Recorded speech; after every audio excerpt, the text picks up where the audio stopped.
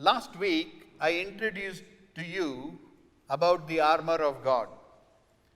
And I said that to understand the armor of God in Ephesians 6, we have to understand the first 5 chapters of Ephesians, because Paul laid the foundation of this warfare, of this constant warfare that we have back in the first 5 chapters of Ephesians. We saw last week, he mentioned in Ephesians 21:22, Paul said, "For he has been raised far above all principalities and power and might and dominion, and every name that is named, not only in this world, but also in that which is to come.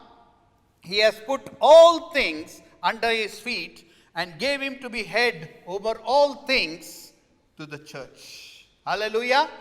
This is our God. We have to read it 100 times to get that into our spirit. We have to understand that he is the great boss. He is the true Mr. Universe. Here we have people with, build muscles they build and they say Mr. Universe. They are nothing. He is the true Mr. Universe. He rules over everything. Every trial you have, every trouble you have, every sickness you have, every problem that you have in your life, he knows it. Even before it comes to you, before it comes to me. He is King of Kings, Lord of all, glorious God. He controls everything. If he allows something and he keeps quiet, it means he has a plan. It is not that he is weak or he cannot control. He is not sitting there, oh, what should I do next? He is not that type of our God. We human beings have a limited understanding of God. Here God gave Paul a revelation of how great Lord Jesus Christ is. And we saw that how he laid the foundation of this greatness of Lord Jesus Christ and all the spiritual blessings that we received from God because we belong to Christ. Last week we saw that. The first 3 chapters talk about the blessings, and the 4th, 5th, 6th talks about the application of these blessings in our life. So we continue in Ephesians 6, verse 11. He says, "Put on the whole armor of God, that ye may be able to stand against the wiles of the devil." Now we know devil is not a powerful foe. There is somebody more powerful than him in us. 1 John 4:4 says, "Greater is he that is in me than he that is in the world." But we are more afraid of these spiritual beings. We are more afraid of these trials. We are more afraid of these temptations. But I want to encourage you, my brothers and sisters, it is time to put that to rest, because we have somebody greater in us. Hallelujah. Let us be excited about it. Not just, we have become, over time, we have become very weak Christians. I want to encourage you to get out of that weakness and be strong, because God has made us strong. Hallelujah. We Christians are not equipping ourselves for the warfare. We don't take time to study God's word and obey God. Even Lord Jesus had to learn obedience by the things he suffered. Obedience doesn't come naturally, my dear brothers and sisters. Obedience comes by disciplining our body according to God's word, because our flesh goes against the word of God. You have to pull our body to obedience. We have to buffet our body, as Paul says, to obedience. We have to starve our body. We have to fast with our bodies to bring it to obedience. We are so unprepared for this war which Paul is talking about. That's what I'm coming to. Imagine tomorrow Trump says he wants to take over Iran.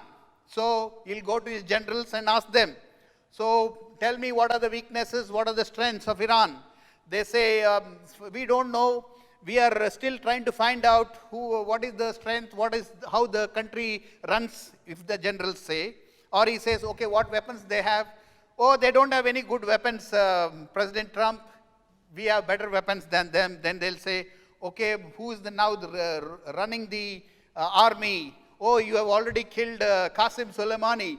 Now we don't know who that is. If the generals say like this, can the army prepare for the war? Tell me. They can't prepare. You have to have information about the enemy. You have to know your enemy. There is nothing fearful about knowing about the devil, my dear brothers and sisters. You don't have to fear his angels.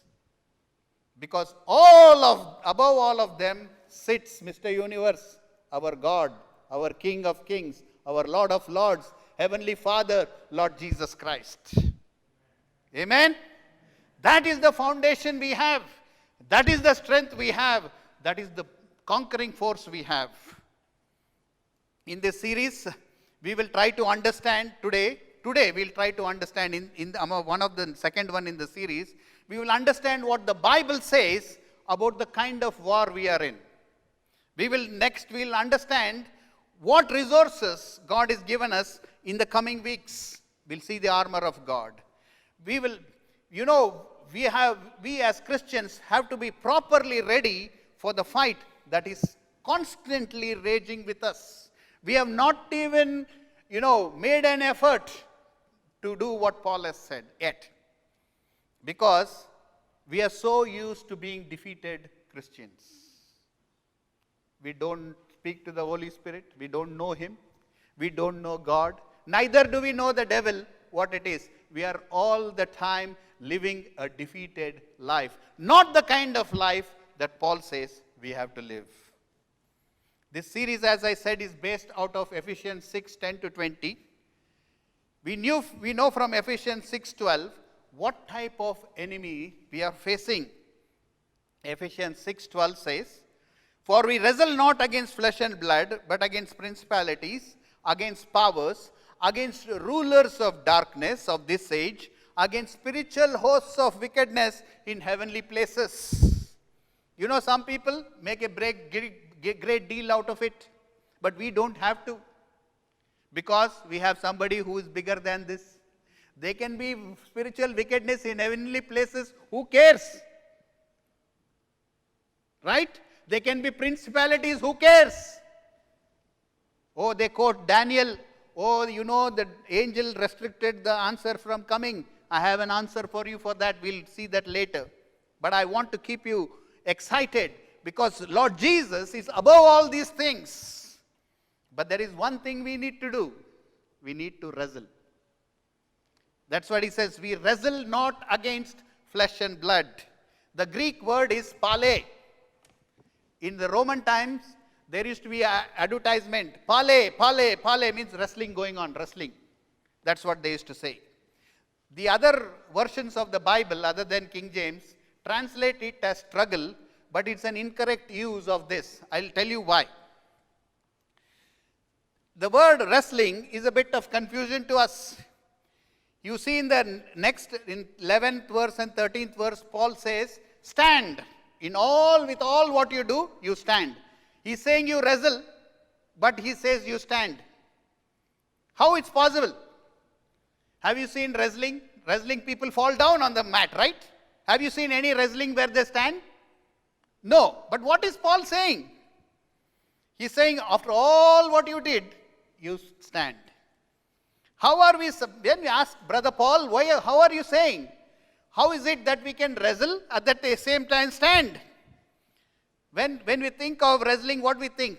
Two boys or two women or two men, they are holding each other, they are pushing each other, they are falling on the mat, they are doing all sorts of things. Brother Paul, how do you explain this? So I was trying to understand this. So I thought, let me refer to wrestling as in Paul's time.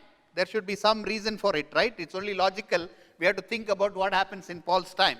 So I went to Google and then tried to find out that in Paul's time there was something called Greco-Roman wrestling. Nowadays, the wrestling has become very refined sport. Before it was not refined. Okay. Before it was a combination of boxing and wrestling. We need to understand the rules of wrestling in Paul's time. In Paul's time, in the wrestling, there was only one rule. The rule is you have to stand. You have to put down the opponent for 3 times.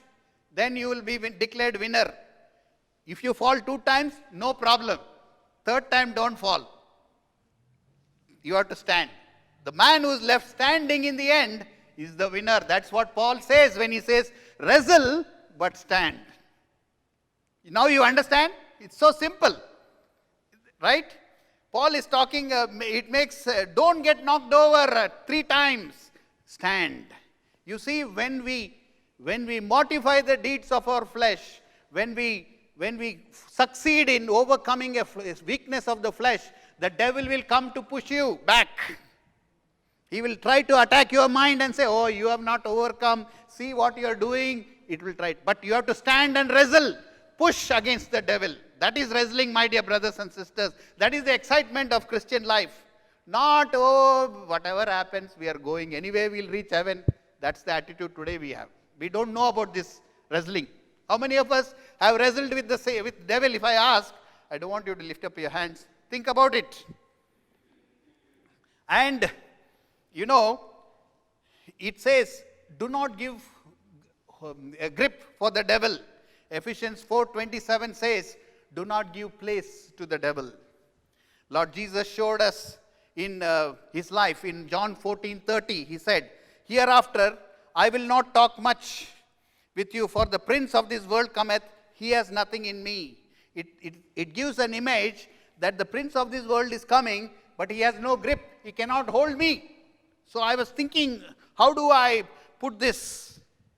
You know, when they were wrestling, they used to wrestle naked, no clothes when they are wrestling, because they don't want to give any advantage of hold. And they used to put oil so that nobody can hold. That was their wrestling in Paul's time. So but the Bible says that we also should not give hold to the devil.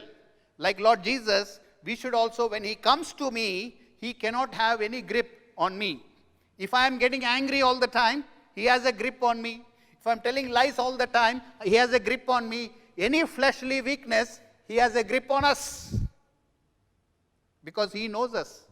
How many years he has been tempting human beings? Thousands of years. He has seen every human being. Right? Therefore, that's why Paul says, Hebrews 12:1, wherefore, seeing we also are compassed about with so great cloud of witnesses. The witnesses are the angels. Witnesses, they are witnessing, they are encouraging us, they are standing on the sideline. Okay, say, James, go forward, push, don't allow him to this thing. That's what the angels are talking about. Let us lay aside every weight and the sin that so easily beset us. Sin drags us down, and let us run with patience the race that is set before us. And regarding the oil which you have to put, Psalm 45:7 says, thou lovest righteousness and hatest wickedness. Therefore God, thy God, has anointed thee with the oil of gladness above thy fellows. Oil helps us to escape the grasp of the devil. And God is going to give us in abundance when we love righteousness and hate wickedness. It's a great way to stand on your feet when the devil comes to push you back. That's what wrestling looked like that.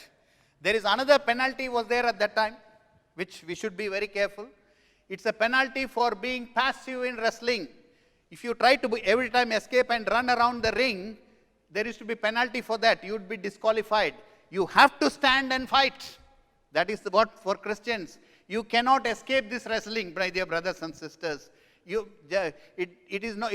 Wrestling, you can't say, oh, yeah, I'm a very gentle person, I'm a little woman, or a man who's not, I'm not a man of violence. It doesn't hold water.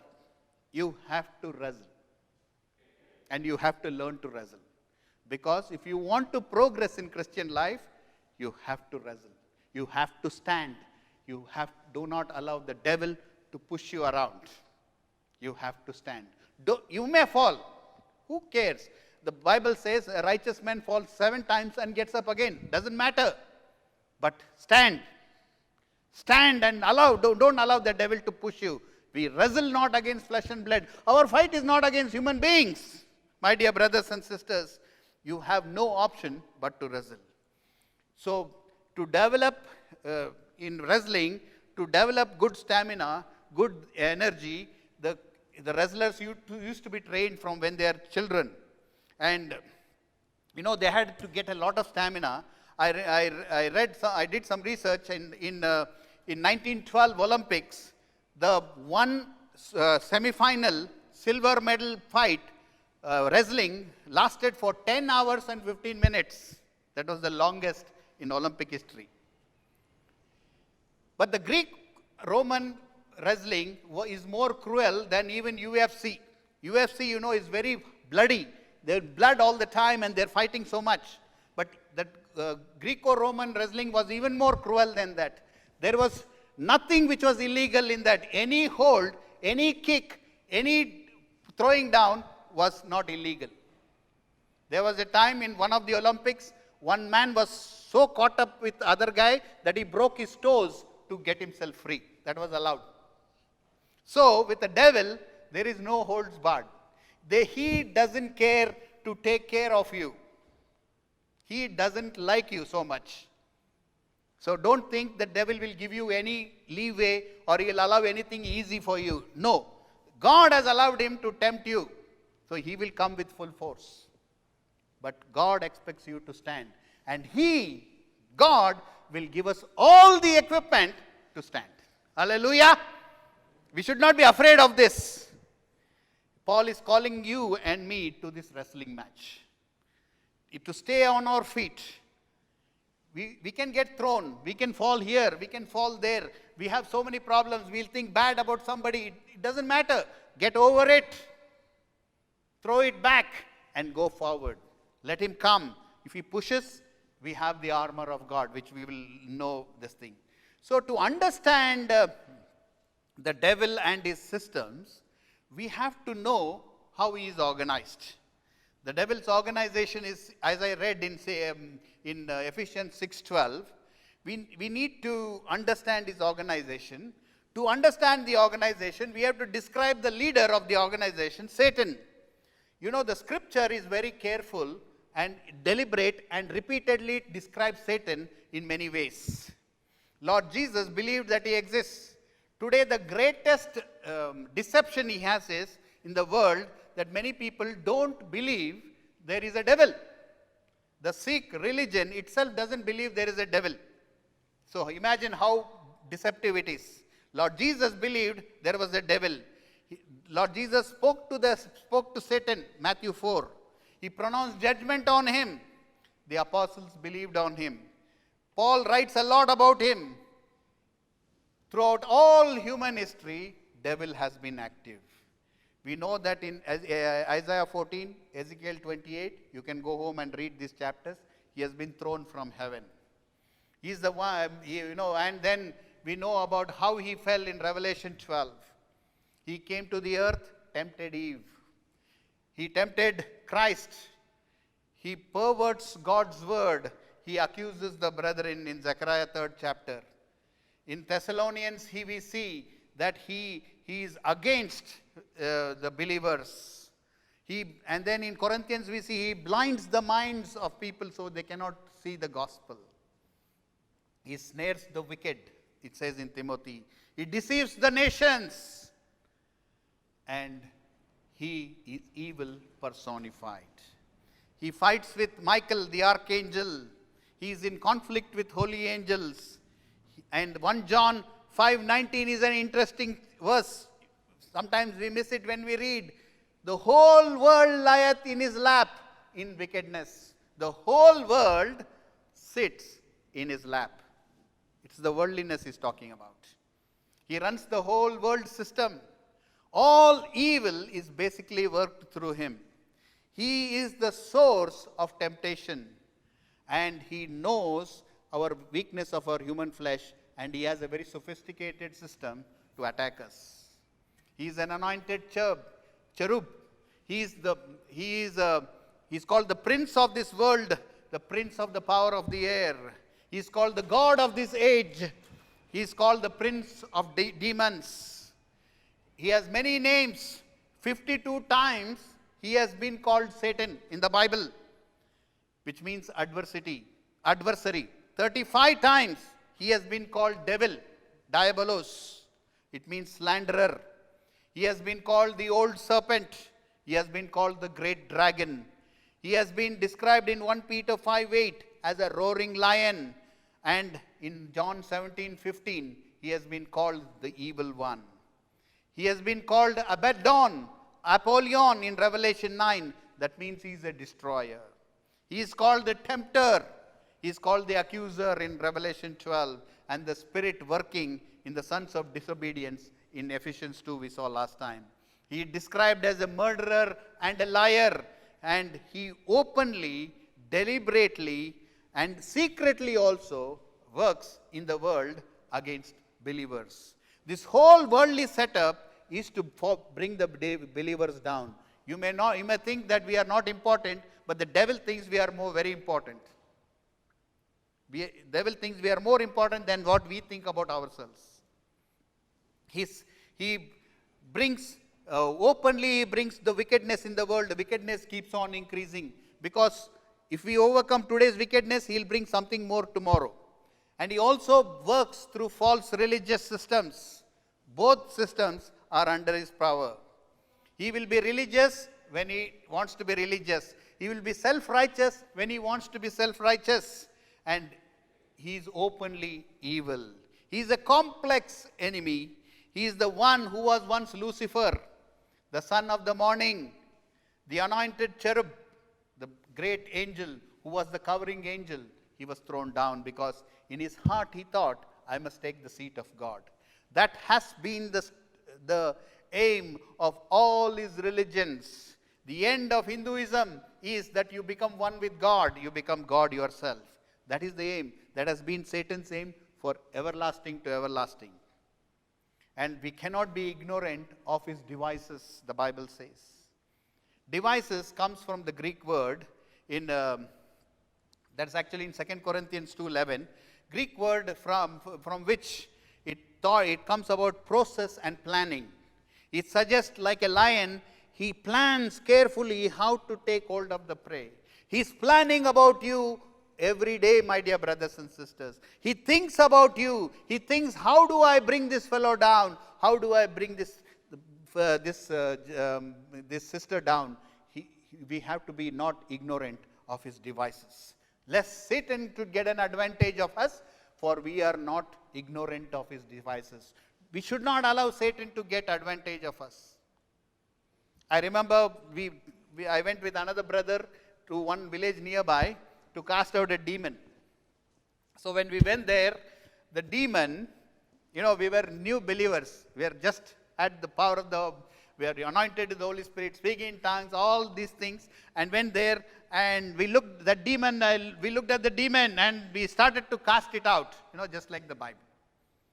No experience, no thing, just cast out. So when the demon, what it did, very, very sharp, okay? It looked at me and said, oh, there is so much light on this guy. And my brother who was there, he's saying, this fellow, who's this fellow? Nothing I can see on him. You see the trick? Not that he was anything less than me. We are same. But what happened, the unity between us, for a minute, it took a shock. That's the way they trick. We should not be allowing. Then we said, don't worry about the light. We want you to go out. That's how we attacked it. We were still together. But for a minute, that my brother thought, oh, what is this? He's got more power than me. Like that it felt, That's the way they trick. So we should not. You don't want to give him an advantage. When we have to overcome a sin, we have to put our full effort to overcome that sin. Otherwise, the devil will take advantage of us. He also works in false doctrine. We cannot accept any teaching. We cannot accept every teaching what you hear. That would mean that you are embracing some false teaching of Satan. It's very hard to get people to understand, discern what you hear, separate the message from the messenger, my dear brothers and sisters. Tertullian, one of the early preachers in the church, said, the devil is God's monkey. He tries to imitate God every stage of the life. That's why James 4:4 says, ye adulteresses, know ye not that the friendship of the world is enmity with God? Whosoever therefore is the friend of the world is enemy of God. When we start to love the world system, when the world is filled in our hearts and our minds, we have given advantage to the devil, my dear brothers and sisters. We are given friendship with the world is enmity with God. Apostle John says in 1 John 2:15-16, love not the world, neither the things that are in the world. If any man love the world, the love of the Father is not in him. For all that is in the world, the lust of the flesh, the lust of the eyes, and the pride of life is not of the Father, but of this world. False religion, unscriptural teachings, cunning deceptions, as well as open immorality, all part of the collection. What used to be 50 years ago, even not mentionable, today you will find displayed on the boards, advertisement boards. Advertisement today shows half-naked women to, they say, oh, we want to give attention to the product. No, my dear brothers and sisters, our flesh is not going to go after the product. The image which corrupts us will remain in our minds. We have to overcome it. We have to come. He loves to snatch away the word, like what Lord Jesus said in Matthew 13, that when the word is fallen on the wayside, he comes to take it away. He loves to twist the word. He loves to interfere in the life of the believer. He works in so many ways. He creates all kinds of false theologies, fights between believers, fights between brother, sister, fights, all types of fights.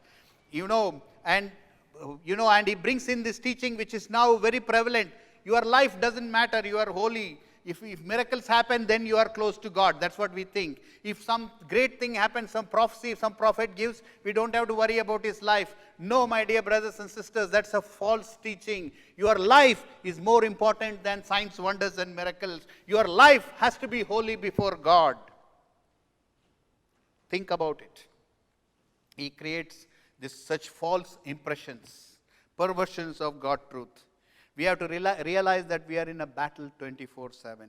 You can't get up today, oh, maybe I get a relief from the devil. It won't happen. We have to be prepared for that. We have to be equipped for that.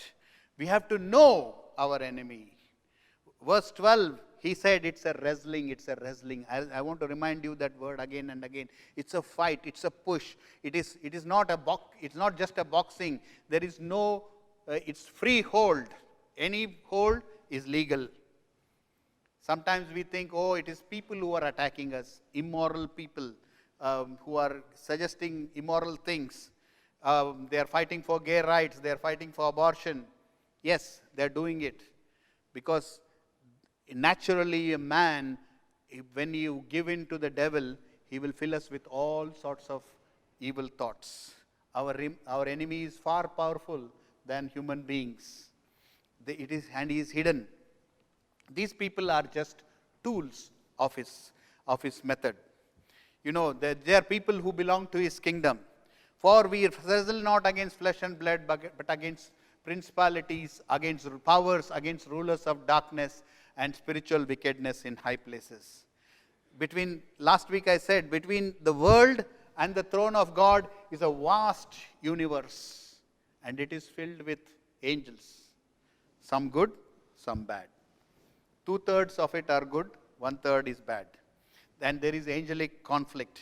We have a strong enemy, and who has created a wonderful system. The rulers of the world are just giving in. Can you imagine illogical decisions? They allow crisis to go on. They'll allow beheadings to go on. They'll allow all sorts of things. The rational man cannot understand it, but they are under the power of the devil. This is the world system. Even among demons, they have different ranks. Some of them are associated with nations. Some of them are associated with governments. Some we see they're associated with individual people. Should we fear them? Bible says no. He says in verse 6, Ephesians 6:13, he says, Wherefore take unto you the whole armor of God, that you will be able to withstand in the evil day, having done all to stand. That victory comes to us only when we stand, my dear brothers and sisters. What is an evil day? Every day when evil comes knocking at your door is an evil day. Evil day comes from the world, from the worldly system.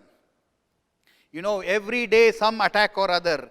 We have, many times the Lord Holy Spirit gives us wisdom, helps us to stand against these attacks. That's why he says in James 4:7, submit yourself unto God, resist the devil and he'll flee. You don't need to fight sometimes. Just submit to God, resist him, he will run. He will not walk away, he will flee. You can resist, victory is guaranteed. Our aim should be to stand. Paul went through this, Paul was, one excellent verse he describes which brought joy, which gives you the picture of what I'm talking about. In 2 Corinthians 4:8 he said, we are troubled on every side, yet not distressed. We are perplexed, but not in despair. Persecuted, but not forsaken. Cast down, but not destroyed. 4:8 and 9. The devil attacked Paul on every side, but could not put him down. Every time he fell, he stood up. Hallelujah! You and me need to do it. You and me need to stand. Every time it will come. I will tell you one thing, thumb rule. I told you last time about John Wesley too. If you are not being attacked by the devil, if you are not being put down by the devil, check your lives. That's all I will say about it. There is something wrong. For 3 days, I'll repeat that John Wesley's story. For 3-4 days, he didn't have any opposition. Nobody said a bad word. Nobody threw rocks at him. And John Wesley suddenly realized, oh, something wrong with me maybe. Nobody is getting against me. Then he knelt down and prayed. As one man was going, he saw John Wesley kneeling down and praying. He was against him, so he took a brick and threw him. The brick just went past John Wesley. Then he said, oh, okay, I'm in God still. You see? Paul says, we are troubled on every side, not distressed. We are perplexed, not in despair. Persecuted, but not forsaken. Cast down, but not destroyed. Who are you and me? Paul, who is so close to God, was in this form. We think, oh, if we have no persecution, many times people pray, Lord, please don't let trouble come to me, Lord. Help that no trouble will come to me. And sometimes when trouble comes, people say, why me, Lord? Why me? This is how we pray these days. Stupid prayers. Prayers which will not go above the roof. You have to be strong in the Lord. Your equipment is given to you. Your enemy is challenging. The devil is ever present enemy. You are engaged in a real wrestling match. You don't wrestle with humans. They are nothing compared to what we are facing. We have a supernatural enemy with a complex organization, and they operate in a higher level. Sometimes you think this may be more, but this is just the simple truth, what the Bible says, my dear brothers and sisters. Satan and his angels have been active throughout the history of mankind. The time Eve was tempted, he put the doubt. Did God really say that? That's how he will come. He will come and say, oh, is that what God told you? Oh, can't be like that. Oh, you will be like God. That's what we want. That's why today many preachers preach you are mini God. They have already fallen into that temptation. The fall of mankind was a result of Eve listening to it. I wish you would have checked with Adam. What did God say, Adam? This one is asking me this question. Can you please tell me? Probably, we could have averted that, but it was not so. And then man's fallen nature carried forward the destruction.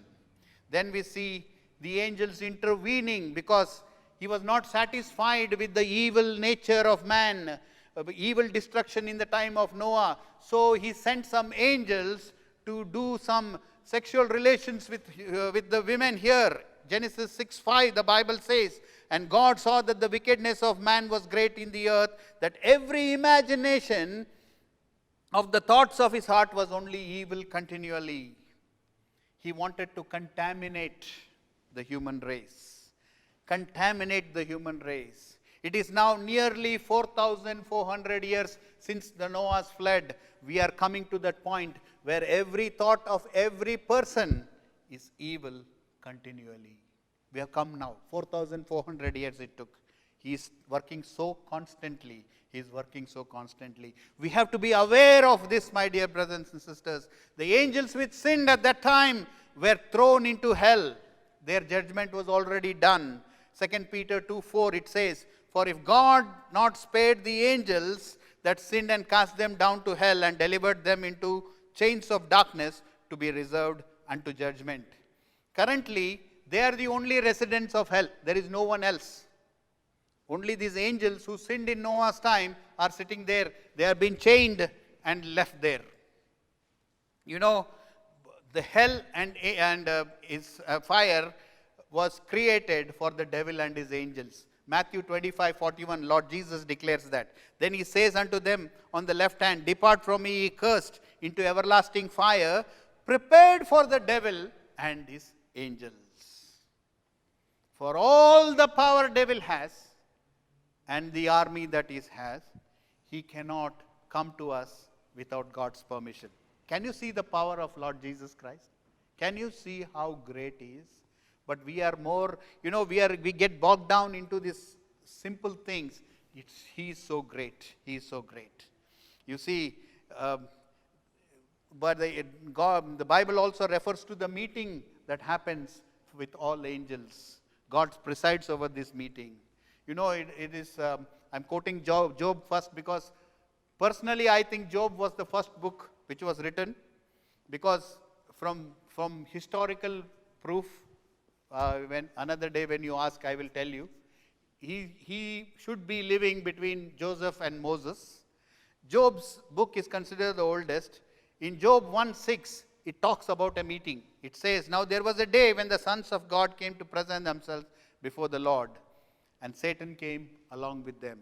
Who are the sons of God at that time?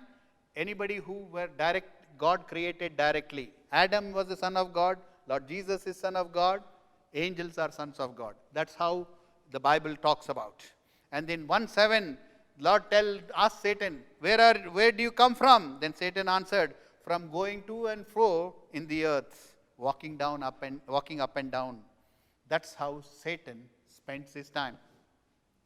That is, these glimpses are given in the scripture for us to understand and learn. What is Satan doing? He's not sitting somewhere on the throne like what they say. He's walking up and down, up and down. He wants to see how he can put down somebody, how he can throw a government, how he will do these things. He will go to Lord Jesus and say, oh, James is giving preaching, let me test him. God will say, no, not right now. Let him grow some more. Then he'll wait. Then he'll go after a few days. Oh, you told me to wait few days about James. Now allow me to go and test him. He's talking so much about you. Let me go and test him. He is an accuser. That's what his business is. He will walk up and down and go to God. You see? And then another reference is given about this meeting in 1 Kings 22:19. It says, and he said, hear thou wherefore the word of the Lord. I saw the Lord sitting on his throne, and all the host of heaven standing before him, standing by him on his right hand and on his left. All the hosts means all the innumerable angels. It's not mentioning it is good angels or fallen angels. You see, when we read Isaiah 14, Ezekiel 28, you will see the position Satan had. He wants to be there, but he cannot be there. We should not be unaware of this war in the heavenlies. The war is between the angels, archangel, and the evil angels. The archangel helps the angels in their mission. But I want to bring a real truth about the Daniel's Prince of Persia and Prince of Grecia to you. Listen carefully to what I am analyzing and think about what I am saying. This is the satanic system which was there in the time of Daniel. Daniel 10:1. In the 3rd year of Cyrus, king of Persia, a thing was revealed unto Daniel, whose name was Belteshazzar. And the thing was true, and the time appointed was long. Carefully note, time appointed was long, and he understood the thing and had understanding of the vision. Something was revealed to Daniel and he was very disturbed. The thing was true. The thing was true means what was revealed appealed to his spirit inside. His spirit was in agreement with it. That's why he says it was true. And whatever was told was for much in the future. We will see that shortly. So he was thinking about it and he wanted a clearer understanding. But the image was so disturbing that for 21 days he was fasting and asking God. Suddenly Daniel had a vision of Lord Jesus Christ in that, if you read that chapter. And then he fainted. Then another angel comes and wakes him up. Daniel 10:12. And he said, Fear not, Daniel, for from the first day that thou didst set thine heart to understand and to chasten thyself before thy God, thy words were heard, and I came for thy words. And he says in 10:13, But the prince of the kingdom of Persia withstood me 21 days. But lo, Michael, one of the chief princes, came to help me. I remained there with the kings of Persia. You see, the angel was carrying the understanding of the vision to Daniel. He was bringing the explanation of the vision to Daniel.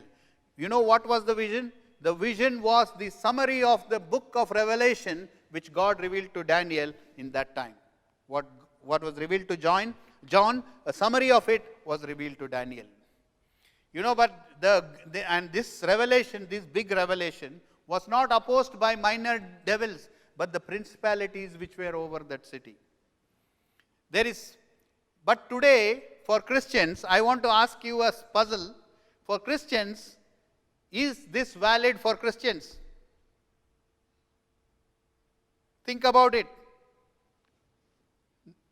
I will say no, because we somehow feel we have to be involved in this warfare, that we have to bind the principalities over Toronto, over Brampton, over this. You hear all these things? We don't need these things because we are what? Temple of the Holy Spirit. Who can better explain the vision of God than the Lord Holy Spirit? He is our counselor. Today you don't need an angel to bring an understanding. You have the Holy Spirit with you to understand. You see, my case in point, John was, exiled to a small island. He received the revelation. There was no fight in the heavenlies. The revelation came directly to him. In fact, he was taken to heaven. There was no fights. We don't need. When you read God's word, when you meditate on God's word, the Lord Holy Spirit will bring the revelation to you. Yes, angels are messengers. It's a different story altogether. We'll not deal with it right today because it's going out of this thing. But there are angels. So going around, we bind this devil over Brampton. We bind this devil over Mississauga. First of all, binding demons or not is not legal in Scripture. You got nothing to do with it. Leave those princes and those heavenly messengers to fight with each other. You got nothing to do with it. Your job is to stand. That's what Paul is saying. We fight there. Of course, this is all the heavenly lots of stuff there. He says, don't worry. Your job is wear the armor and stand. He didn't say, you have to bind the devils. You have to do this. You have to fight against this. No, we don't have to. You know, in fact, it is more clear in 1 John 2:27. But the anointing which you have received on him abideth in you, and he need not that any man teach you. But the same anointing teacheth you all things, and is truth, and is no lie. Even as it hath taught you, you shall abide in him. The further you make a relationship with the Holy Spirit, whose temple you already are, the further you will grow. He will teach you to fight. It says in the Bible that he will teach your hands to war. The Holy Spirit will teach you. He is God Almighty. He is the same power. He is above all these demons. greater is he that is in me than he that is in the world. 1 John 4:4. We have to learn from him. You have to take time to understand. Generals take planning, years of planning to fight an enemy. Years of planning. They will plan, if let's say America, if Iran attacks, this is the strategy. If some other country attacks, this is the strategy. If Russia attacks, this is the strategy. The strategies are long. They take time to make it. This is how Christians should plan their lives. This is my weakness. Lord, I won't leave you. I want this weakness out. Because when the devil comes, I don't want him to get a foothold on me. You see? But these days, our Christian life, we take it for granted. We live somehow. We talk about so many things other than the fundamentals, the thing about standing. This is where the fight is, my dear brothers and sisters, in the weakness of our flesh. The whole hierarchy of the devil is planning to bring you down. What are you going to do? What are you going to do? They plan to bring down your children. What are you going to do? If somebody comes to attack your children, will you keep quiet? Oh, no problem. We'll pray. We will say, bind you devil. Will you do that? No, you will stand up to fight. How come you stand up to fight when physical enemy comes? Why not this spiritual enemy who's more powerful, who's more hidden, who's more supernatural? What is the devil's real weapon? I explained, but Ephesians 6:11 gives it much more clear. Put on the whole armor of God that you will be able to stand against the wiles of the devil. Wiles mean cunning tricks, as I explained earlier. Physically, no evil spirit can harm you.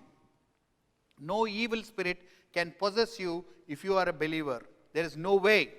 But he can come to make you fall from grace, to make you fall in your weakness, so that you are so involved in your falling that you will not grow in the Lord. That is the plan. That is the plan. He says, you having done all, you need to stand.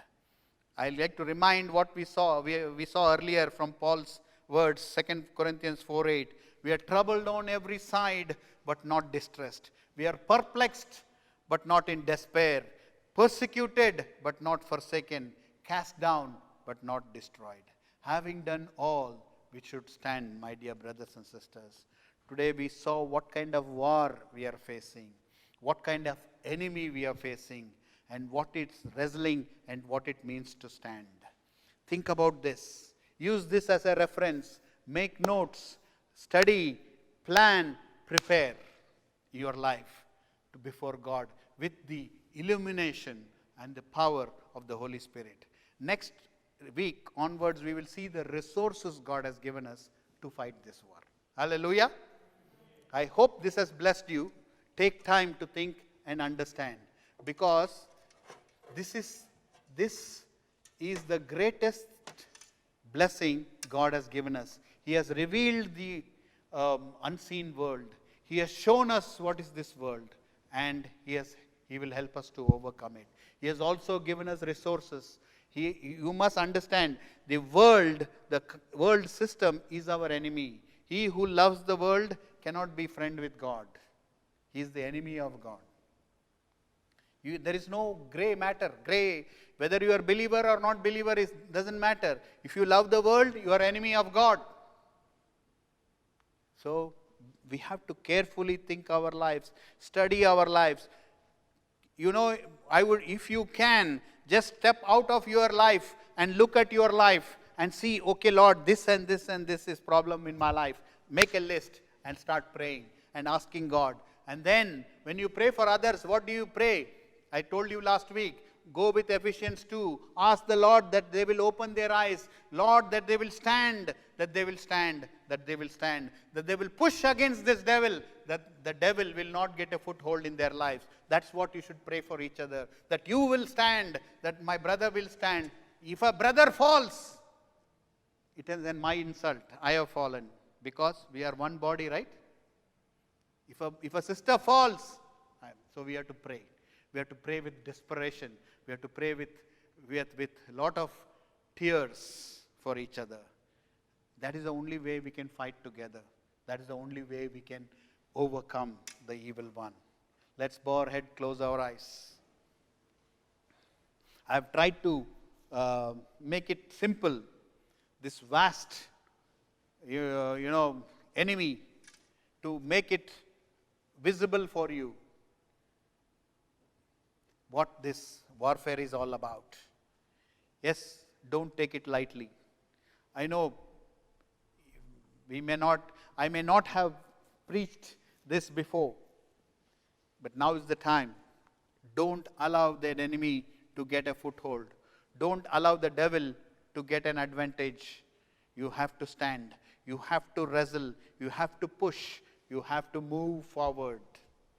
With all what you've done, wear the whole armor of God and stand, so that you may be able to withstand the cunning tricks of the devil. Cunning tricks. He knows you better than you know yourself many times, my dear brothers and sisters. So you have to become wiser. Wisdom comes from God. Wisdom comes from the Holy Spirit. The Lord Holy Spirit is more wiser than anything. Lord Jesus is more wiser than anything. He is the true Mr. Universe. He rules the entire universe. Every star, every galaxy, every black star, or whatever one you want to call, black hole, or whatever you want to call, is under obedience to Him. Every system in the world, He is above all of it. Greater is He that is in me than he that is in the world. Take time to learn this warfare. I want you all to be soldiers. That's why Bible calls us soldiers. We are soldiers for Christ. Thank you, Lord. I commit what I have spoken, Lord, into your hands, Lord. I pray, Lord, that this will fall on good ground, that people will understand the war that they are in, that people will, Lord, get ready to fight, Lord. Get ready to overcome the weakness of the flesh, that they will stand and be, Lord, that when on the day, Lord, when you judge us, you will say, well done, my good and faithful servant. You have fought well. You have fought well. Enter into the joy of the Lord.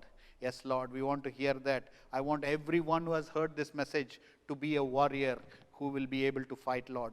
Teach their hands for war, Lord Jesus. Teach them, Lord. Father, thank you. Commit everyone into your hands, you be glorified. We thank you, Lord. Be thou glorified. In the name of our Lord Jesus, we pray. Amen. The Lord bless you and keep you. The Lord make his face to shine upon you and be gracious unto you. The Lord lift his countenance upon you and give you peace. In the name of Jesus. Amen. Amen. God bless you all. Have a wonderful week.